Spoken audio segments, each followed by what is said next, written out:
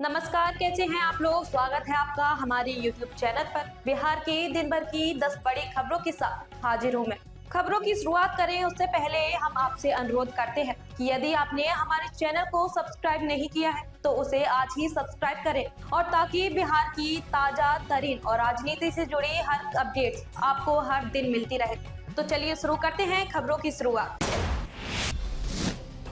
खबरों की शुरुआत नालंदा से करते हैं, जहां मुख्यमंत्री नीतीश कुमार शनिवार को अपने पैतृक गांव कल्याण बिघा पहुंचे, जहां उन्होंने अपने पिता कविराज स्वर्गीय रामलखन सिंह की 48वीं पुण्यतिथि पर आयोजित समारोह में भाग लिया। मुख्यमंत्री सुबह गांव पहुंचते ही सबसे पहले स्थानीय मंदिर में पूजा अर्चना करने गए और मन्नतें मांगी। इसके बाद उन्होंने कविराज स्वर्गीय रामलखन सिंह वाटिका में स्थापित अपने पिता की आदमकद प्रतिमा पर पुष्प अर्पित कर श्रद्धांजलि दी। कार्यक्रम के दौरान उनके परिजन, स्थानीय ग्रामीण और बड़ी संख्या में एनडीए के नेता मौजूद रहे। मुख्यमंत्री के आगमन पर लोगों ने उनका गर्मजोशी से स्वागत किया। पूरा परिसर श्रद्धा और सम्मान के माहौल में डूबा रहा। नीतीश कुमार ने हमेशा की तरह अपने पिता के आदर्शों और मूल्यों को याद करते हुए उनके जीवन से प्रेरणा लेने की बात कही। कार्यक्रम शांतिपूर्ण और गरिमामय तरीके से संपन्न हुआ। इधर बिहार विद्यालय परीक्षा समिति BSEB ने सत्र 2025-2026 के लिए मैट्रिक और इंटरमीडिएट परीक्षा की तारीखों की घोषणा कर दी है।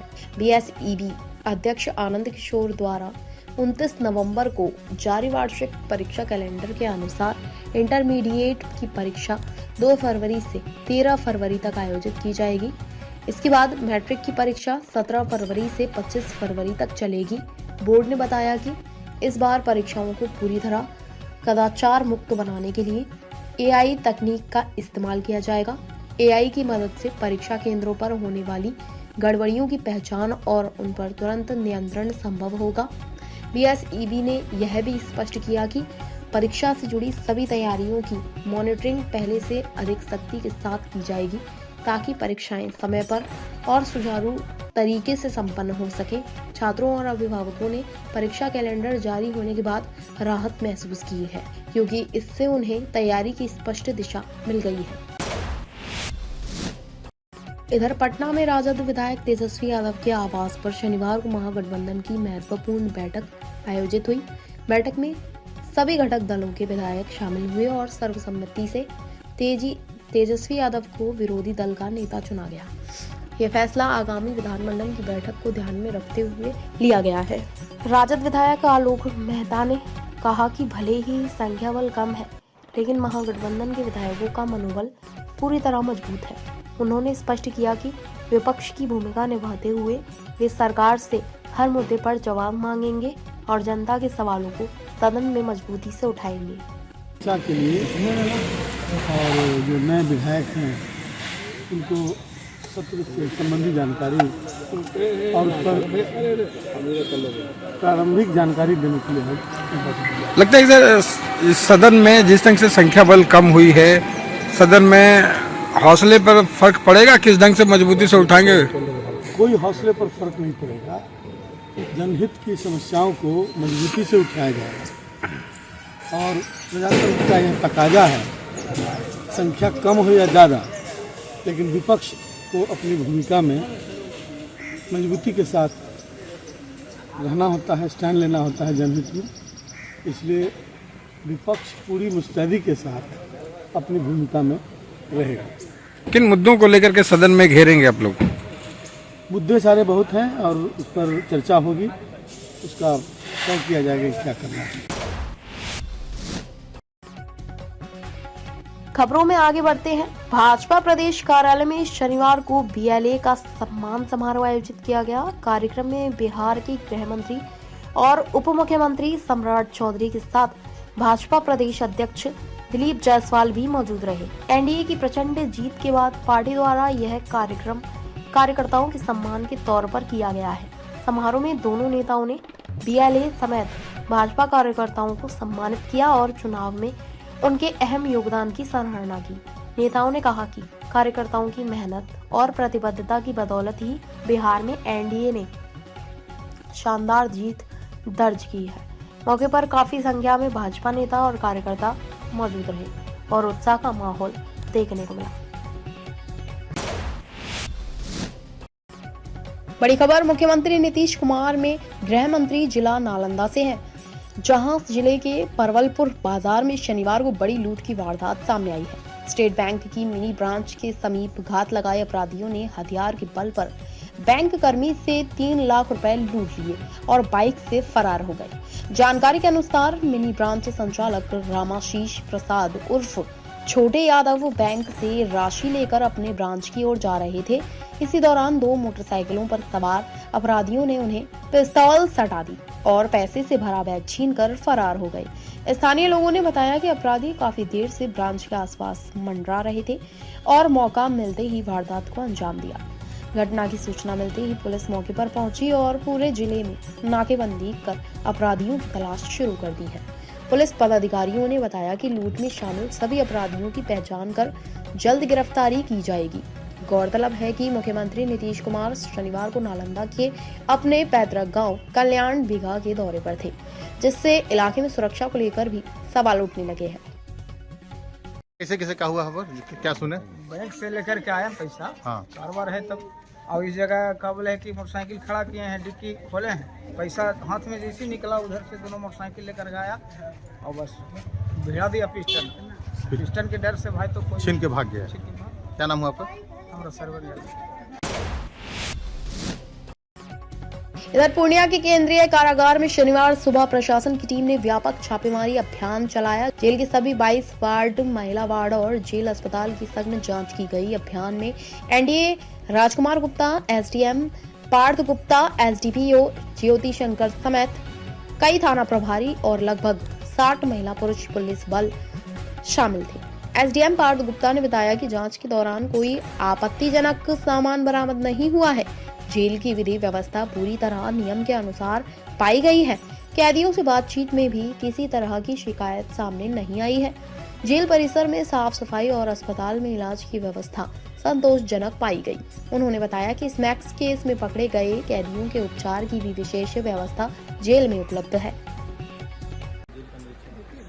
सर, आज आपके द्वारा सर जेल का निरीक्षण किया गया। जेल के अंदर सर किसी तरह का प्रोहिबिटेड आइटम वगैरह सब तो बरामद नहीं किए? नहीं, जेल का निरीक्षण किया गया और सब कुछ एज पर रूल्स पाया गया और यहाँ पर सभी को भी, कैदियों को भी ये सलाह दी गई कि सब जो है यहाँ पर अथॉरिटीज़ का सहयोग करेंगे और किसी तरह का कोई प्रोहिबिटेड आइटम नहीं रखेंगे। जेल में कैदियों के द्वारा किसी तरह का शिकायत प्रशासन के अगेंस्ट में किया गया? कैदियों से सब फीडबैक भी लिया गया, किसी तरह का उन्होंने कोई शिकायत दर्ज नहीं किया और उनको यही बोला गया कि आपको अगर कोई शिकायत है तो आप अपने जो प्रशासन है उनसे भी संपर्क करें और यदि वो नहीं बताते तो हमसे संपर्क करें। खासतौर सर पूर्णिया के बारे में सुना जा रहा है कि यहाँ सीमांचल में कुछ नए बच्चे जो हैं एडिक्टेड स्मैक वगैरह के रहते हैं, तो उसके लिए कुछ खास व्यवस्था यहाँ रखा गया है? यहाँ पर जेल में जो मेडिकल फैसिलिटी है उसका भी निरीक्षण किया गया और उसमें देखा गया कि यहाँ पर जो स्मैक से पीड़ित लोग हैं उनका अच्छे से इलाज किया जा रहा है और ऐसे भी लोग देखे गए हैं जो।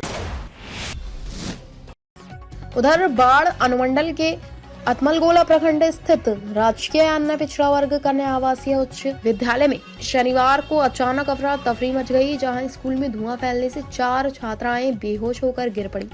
वार्डन ने बताया कि उसी समय छात्राएं नाश्ता कर रही थीं, तभी शॉर्ट सर्किट से अचानक धुआं उठने लगा। घबराहट में कई बच्चियां सहम गईं और 4 छात्राएं बेहोश हो गईं। सभी को तुरंत अनुमंडलीय अस्पताल पहुंचाया गया, जहां ऑक्सीजन लगाकर उनका इलाज किया जा रहा है।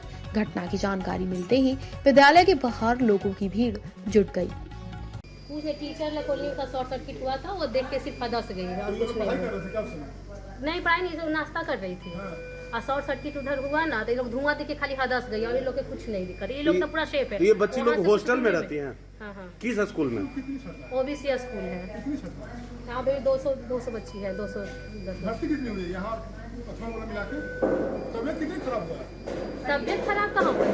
मतलब सब तो इसी हदस। कितने लोग बेहोश हुए थे? कोई नहीं, यही 2 बच्ची थी, इसको लेके चला है। बाकी सभी बच्चे सब नॉर्मल है, सब नॉर्मल है। खाली धुआं देख के लोग हदस गई बस, बाकी सब कोई अच्छी है। कोई टीचर भी घायल हुआ? कोई टीचर के कुछ नहीं हुआ, सब अच्छे हैं। क्या नाम हुआ आपका? ज्योति है। किस पद पे आप वहाँ? सिक्योरिटी में हैं ये लोग, बच्चे लोगों का। Thank you. दानापुर दियारा के लोगों के लिए राहत की खबर है। गंगा नदी पर बना पीपा पुल दोबारा जोड़ दिया गया है, जिससे 6 पंचायतों के हजारों लोगों की आवाजाही सुगम हो गई है। लंबे समय से नाव पर निर्भर रहने वाले लोगों ने इसे जीवनदान बताया है। स्थानीय लोगों ने कहा कि अब आपात स्थिति में भी दानापुर पहुंचना आसान हो गया है और मरीजों को नाव की जोखिम भरी यात्रा नहीं करनी पड़ेगी। पुल जुड़ते ही दियारा में ऑटो सेवा भी शुरू हो गई है, जिससे रोजगार और आवागमन दोनों में राहत मिलेगी। दियारा वासियों ने स्थानीय पक्का पुल की मांग दोहराई है, ताकि हर साल बारिश में होने वाली कठिनाइयों से मुक्ति मिल सके। बताओ कितना सुविधा हुआ? बहुत सुविधा हम लोग का आने जाने के लिए। दियारा का लाइफ लाइन चालू हो गया है, हम लोग का बहुत सुविधा है। हम लोग इसी से इमरजेंसी भी हो तो रात्रि में आ सकते हैं। नाव का सहारा था, पहले पीटा पुल नहीं था, और पीटा पुल बनने से हम लोग की सुविधा हो गया। और नाव से आने में कठिनाई होता था, पीटा पुल से कोई कठिनाई नहीं है। रात्रि में भी हम लोग अपना कोई भी इमरजेंसी हो तो चले आते हैं। क्या नाम? टुनटुन कुमार। इधर बाढ़ के मंडल उपकारा में शनिवार सुबह प्रशासनिक विभाग की टीम ने छापेमारी अभियान चलाया। एसडीएम आनंद कुमार, एसडीपीओ और अनुमंडल के कई थानों की पुलिस बल के साथ महिला और पुरुष वार्डों की गहन जांच की गई। अचानक हुई छापेमारी से जेल में हड़कंप मच गया। अधिकारियों ने बताया कि जांच के दौरान किसी तरह का आपत्तिजनक सामान बरामद नहीं हुआ है और जेल की व्यवस्था सामान्य पाई गई है। आज की अंतिम बड़ी खबर रोहतास से है, जहां जिले के बड़हरी थाना क्षेत्र में चोरों ने एक ज्वेलरी दुकान में भीषण चोरी की घटना को अंजाम दिया है। पूरी वारदात का सीसीटीवी फुटेज सामने आया है, जिसमें करीब आधा दर्जन चोर दुकान से आभूषण लूटकर भागते हुए दिख रहे हैं। चोरी की घटना से गुस्साए दुकानदारों ने सड़क जाम कर पुलिस कार्रवाई की मांग की। सूचना पर सासाराम एसडीपीओ 2 कुमार वैभव मौके पर पहुंचे और लोगों को समझाकर स्थिति को शांत कराया। स्थानीय लोगों ने बताया कि बड़हरी बाजार में 2 से 3 बार चोरी की घटनाएं हो चुकी हैं, लेकिन पुलिस किसी भी मामले का उद्भेदन नहीं कर पाई है। लगातार बढ़ रही चोरी की घटनाओं से बाजार के लोगों में आक्रोश है। पुलिस ने डॉग स्क्वाड और टेक्निकल टीम की मदद से जांच शुरू कर दी है। बताया जा रहा है कि चोर लाखों रुपए के आभूषण लेकर फरार हो गए हैं। सर, एक चोरी की घटना। हाँ, कल रात एक चोरी की घटना हुई है, ऐसी सूचना मिली सुबह में आज थाना पे। तो थानाध्यक्ष बरहरी द्वारा बरहरी बाजार में आया गया और यहाँ पे हम लोग अभी टीम लेके आए हैं। डीआईयू भी आई है, डॉग स्क्वाड भी आई है। घटनास्थल का निरीक्षण हुआ है। आगे भी कुछ चीज़ें आती है तो हम लोग बताएंगे। इन्वेस्टिगेशन जारी है। तो साथियों, आज के लिए बस इतना ही। कल फिर हाजिर होंगे बिहार की 10 बड़ी खबरों के साथ। मुझे दीजिए इजाजत। ताजा तरीन और राजनीति से जुड़ी खबरों के लिए आज ही हमारे चैनल को सब्सक्राइब करें और बेल आइकन दबाना ना भूलें, ताकि हर अपडेट्स आपको एक क्लिक पर मिलती रहे। और हाँ, कमेंट बॉक्स में अपनी प्रतिक्रिया जरूर दें, ताकि आपकी रुचि के अनुसार हम खबरों का चयन कर सकें। यदि आप भी हमारी टीम के साथ जुड़ना चाहते हैं तो नीचे दिए जा रहे संपर्क सूत्र पर आज ही संपर्क करें और बने हमारी टीम का हिस्सा।